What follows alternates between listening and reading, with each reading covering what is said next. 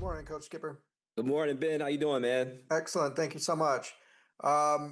Just the question that everyone's wondering, Nico update, and then also Garrett and Ruben as well. Yeah, they're all day to day. They're doing a lot today in the training room, and we'll see by the end of the day if they can go tomorrow. But they are truly day to day, so we have a chance for all three possibly to be able to go tomorrow. But we'll have to wait and see till they get through with all the testing and everything today. How would you describe the guys' mindset right now? Obviously, you guys have had a tough, couple of weeks. What have you done to kind of rally them and get them refocused? Feeling more positive going into this next game. They've been good. I mean, to be totally honest with you, even right in the locker room after the game, they were really good. And we had a team meeting last night and just we're focused on finishing the season right, taking it one day at a time and just giving our best effort. So everybody knows you're measured when you're dealing with adversity. So we're going to attack the situation and try to do everything we can to be successful by Saturday. Thank you. Well, let's move to David Woods, Bruin Report Online. Morning, Coach. How are you? Good morning. Just with a game like that, and then also Indiana a few weeks back, is there anything like from just a personal development standpoint that like players can take from that in your experience? Like, is there something to be gained from an experience like that where it's, obviously nothing's going your way and everything? Whenever you play a number one and number two team in the country, you're always going to learn from those experiences. They're ranked that way for a reason. I mean, they're machines. I mean, just the way they do everything, the way they operate, how they don't have a ton of penalties, how they are always gaining positive yards, they're never going backwards. Like all these things that you could just learn that all coaches around the country are preaching. So I think we went into the games fully prepared, went and attacked it. They went how they went, and then hopefully you learn from them, and it leads into a better next week. You know what I mean? So we'll learn from both of those games constantly, and we have two games left, and hopefully experiences from those games will carry over to these. Benjamin Royer, SoCal News Group. Good morning, Coach Skipper.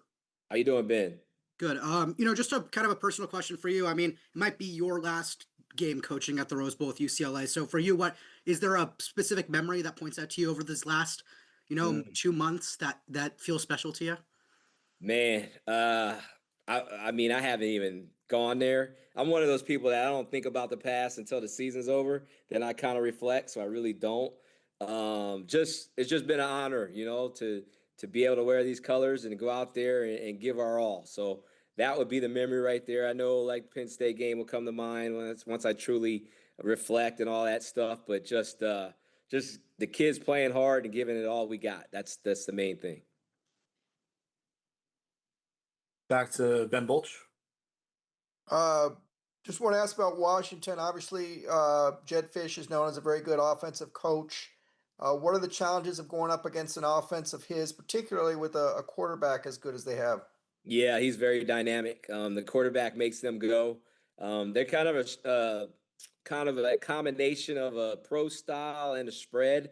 They'll give you two different kind of looks, so we're gonna have to be prepared for that. They have a lot of team speed. They break a lot of tackles, so the yards after contact, we're gonna have to limit that. We're gonna have to make sure we wrap up and tackle people. But the quarterback's so dynamic. I mean, when they throw the ball, it's like us when Nico's rolling. Like you have to be prepared to contain the quarterback. You better have some spies and things like that, and then they have some good receivers with speed that get open. So it's definitely very challenging. We're gonna have to definitely have a good game plan, and we're gonna have to execute it.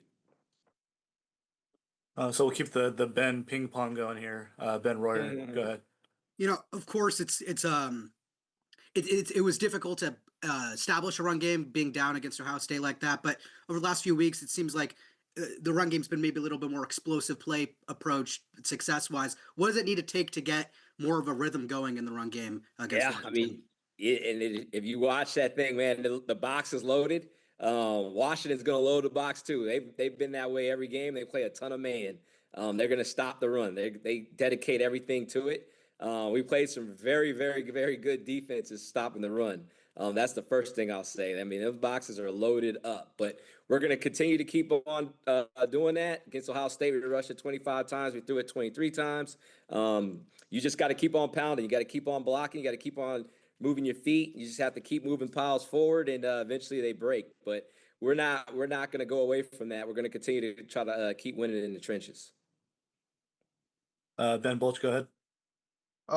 If it is Luke again on Saturday, do you feel that, he'll have more plays at his disposal and maybe be able to open it up a little bit more? He'd be a week better, you know what I mean? And we'll see how that all plays out. I'm gonna wait till we see what we have going on as far as with the injuries and things like that, and then we'll just move along with it. I think with Luke, the first half was tough for him. He was getting used to it and everything. And then the second half, I think he calmed down. He really did a really good job of protecting the ball, getting the ball to playmakers, and had some very successful plays. So he'll get better and better. If he has to go, it's fine with me. We'll roll with it.